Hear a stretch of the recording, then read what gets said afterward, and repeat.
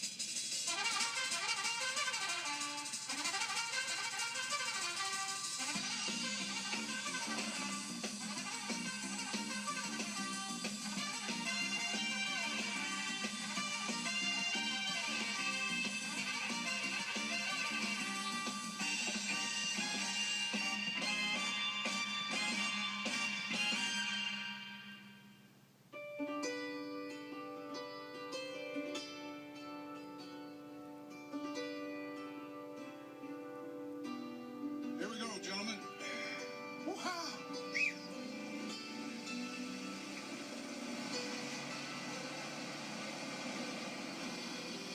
Well, the good thing about it is when there's a little nip in the air, the fish bite better.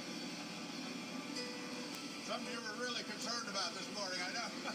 Yeah, right. I want to be able to say that you caught one fish. Yeah. Right? Check out the hat on Mercury.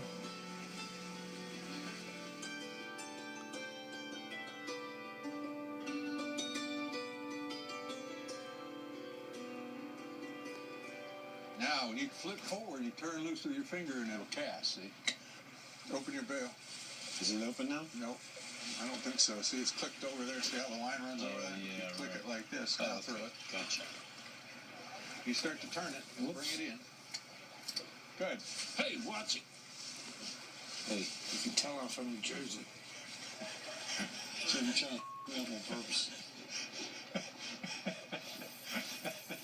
Never seen fishing poles turn into weapons so fast. That's Jim How Kick. did we get all of our lines tight? Yeah, This is well. like life here. Everybody stop reeling. As fishermen, the trio is a jumbled mess. As football players, they blended their talents perfectly. The running backs are just a joy every time I think about them. You have to start with Larry Zonka, who's as good as any fullback in professional football. Big and strong, and he's in there every play of every ball game, giving you whatever he has. P10's the most basic straight dive we have. My man. He took the ball and ran straight ahead like Bronco Nagurski. We're going to score, or somebody's going to have to kill me. I loved it. Living out in the country, I think you grew up a little tougher. I think that childhood lent itself towards the NFL. First day of school, my mother sent flowers with me into my first grade teacher.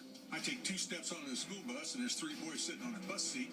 Look at me and go, "What's your name?" I say, "Larry." And they said, "Oh, Larry the Fairy," because of the flowers, see? So I said, "Yeah." And I stuck him right in his face. Well, when I stuck him in his face, that was the last punch I landed until 5th grade. And I just got the living hell kicked out of me every day. One summer, I grew almost 3 inches and put on 33 pounds. And everybody that ever laid a hand on me, I thumped. Particularly those 3 guys.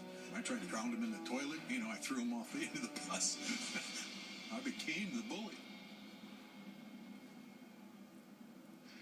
His running mate, Jim Kick, certainly does what you have to do to supplement what Zonka has. He can block for Zonka when Zonka's carried a ball. I used to go to shul. I said, "Coach," I said, "why is a guy that's weighing 215, me, blocking for a guy that weighs 250 pounds? I could never quite understand that." But you were motivated because you knew I was coming behind you. This is true.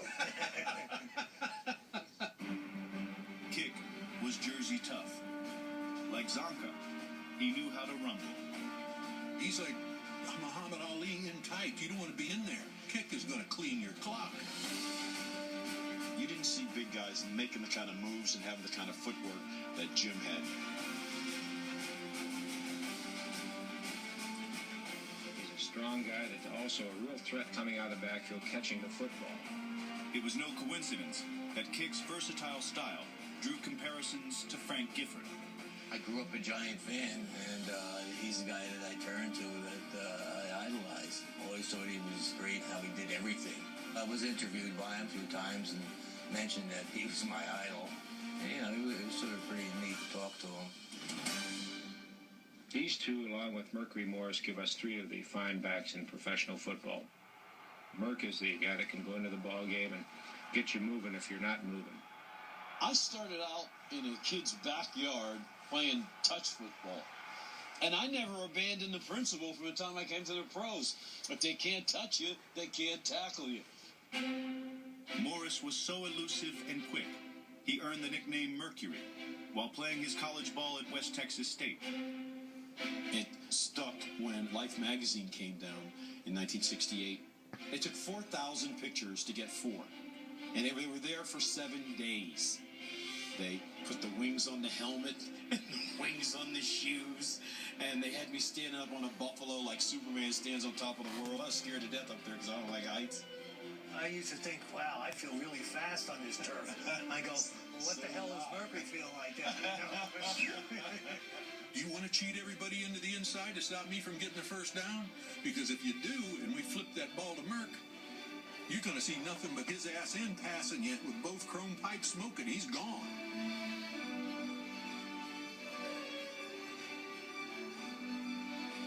And he'll come back and tell you about it after he does it too. There was always a need for me to have to prove that I'm capable of doing what someone says that I might not be capable of doing. O.J. Simpson and I vied for the national rushing title 2 years in a row. In my junior year, when he beat me out, he sent me his freaking autograph. I was so mad.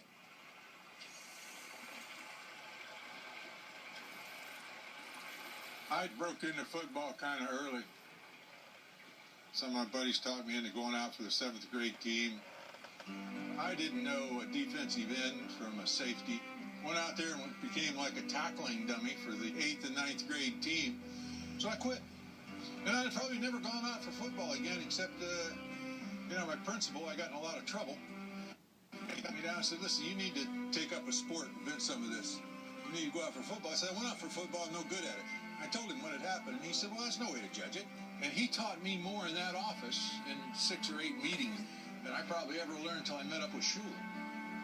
And I went back out, and knowing where to line up and knowing what to do made a big difference, and I kind of turned a corner. That's a really super important move in my life. Turns Like out, the hat there, Mercury. Zonka isn't the only one who may have never been part of the perfect backfield. My grandfather, he was such a great influence in my life. I learned from him what it's supposed to be like if you stand up for yourself. I'm 67. He died when he was 67. When he died, I went down through the railroad tracks and I screamed to God, why me? Why him? Why now? And I can remember that train coming by and me standing there.